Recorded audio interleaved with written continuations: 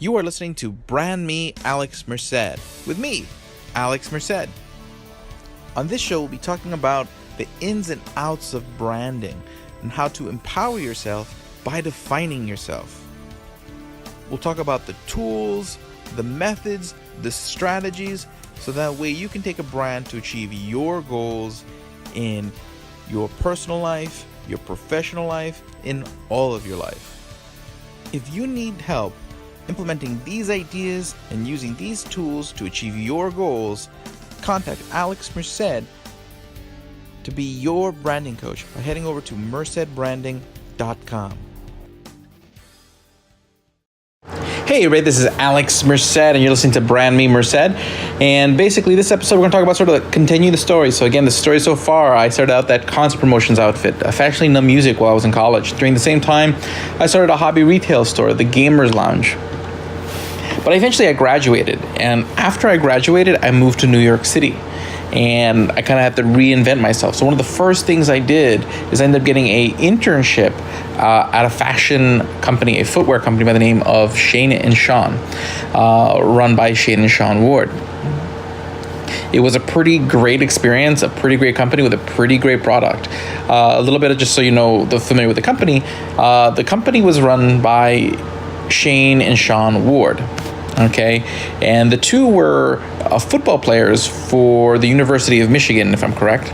And basically later on, they both went.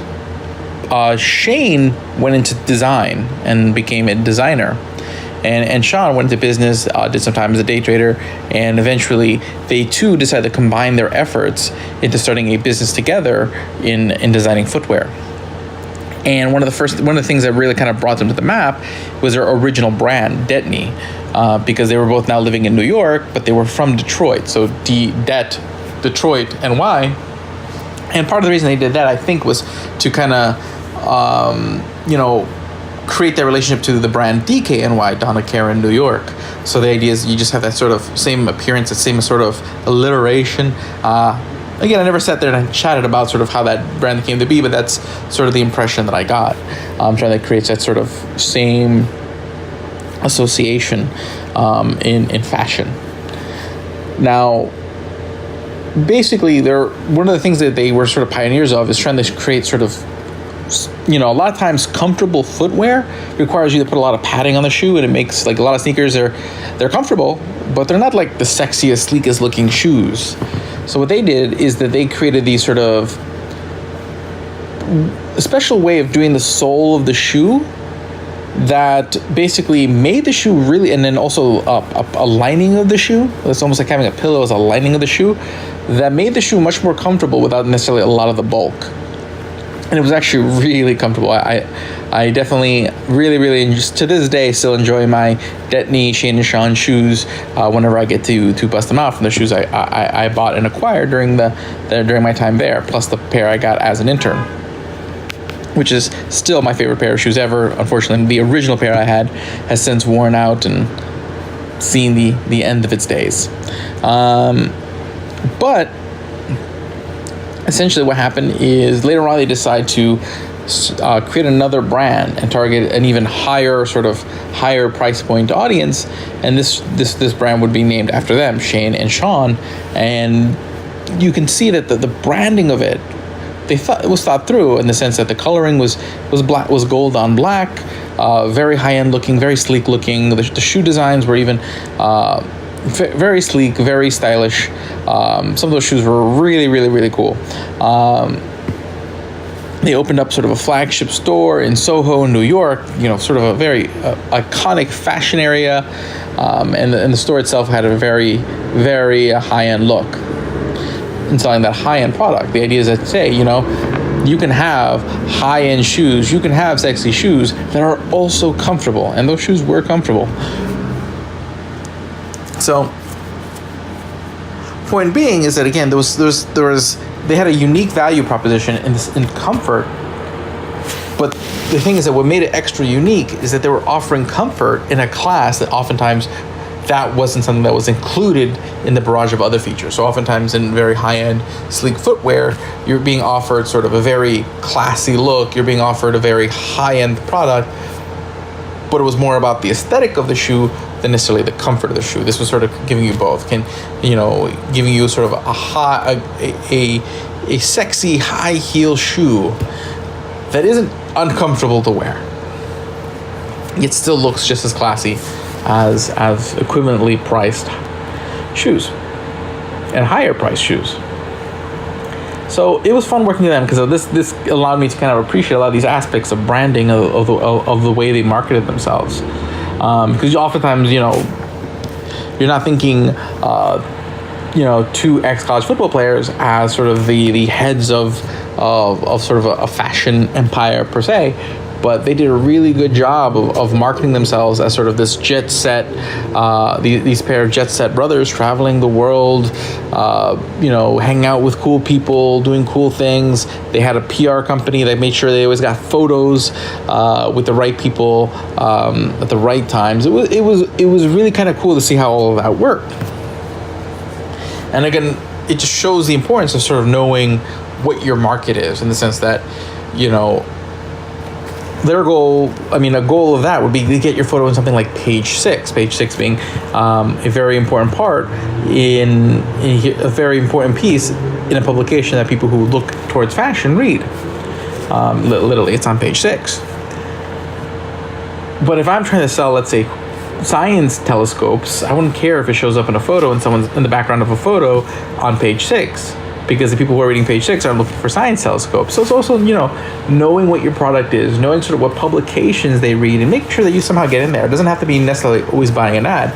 And this is where public relationships comes really in building your brand. Because you can come up with advertising that sells your brand, but oftentimes people look at advertising, there's a little bit more of a filter because they know it's advertising. They know you're trying to tell them what to think. But if they're but with public relations, if they see other people writing about you, other people taking photos of you, and it's consistent with your brand, that's going to end up reinforcing your brand much better because the filter is not up, the guard is not up. So figuring out, okay, who already kind of, and this is where you have to kind of think, what already communicates some of the messages that my brand is trying to communicate.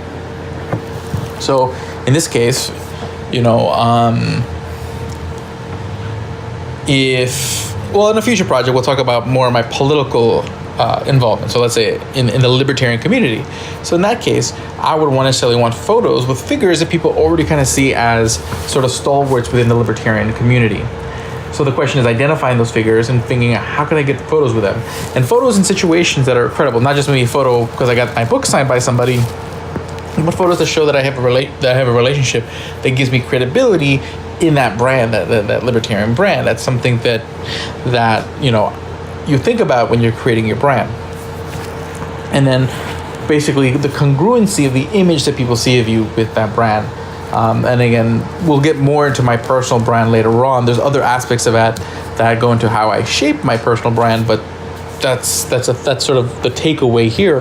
The importance of PR, the importance of sort of the not necessarily your website, your podcast, the things that are directly that people know are communications from you, but how can you construct things in peripheral, just by spending time with the right people who write for the right places, who do the right things.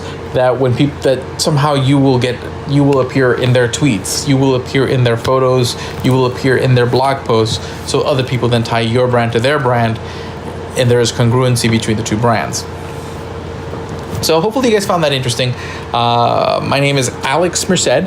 You're listening to Brand Me Merced, my podcast about branding and marketing and all that cool stuff, where you get to learn the stuff that I've learned over the years, so that way you don't have to relearn the wheel and you can benefit from my mistakes and my successes and just in my experiences overall. Now, hopefully you're able to implement and take action on a lot of these ideas on your own, but to the extent that you may need help or people to really kind of hold your hand or do some of these things for you, I am here to help. So you can just head over to mercedbranding.com and reach out to me, and I'm more than glad to sit there and discuss what is it that I can do to help you achieve your goals, to get you where you need to be, so that way your goals are met. Not to sound redundant, but yes, I'm here to help. I'm here to help you think through your brand, think through your strategy, implement your strategy, and get things done. So I'll talk to you guys later. There's so many more stories to tell. Have a great day and enjoy. Thank you for listening to Brand Me, Alex Merced on iTunes, Google Play, and Stitcher, and wherever you listen to your podcasts. Make sure to like Alex Merced on Facebook, on Twitter, and head over to mercedbranding.com to find us on social media and find other useful advice and resources in marketing and achieving your goals.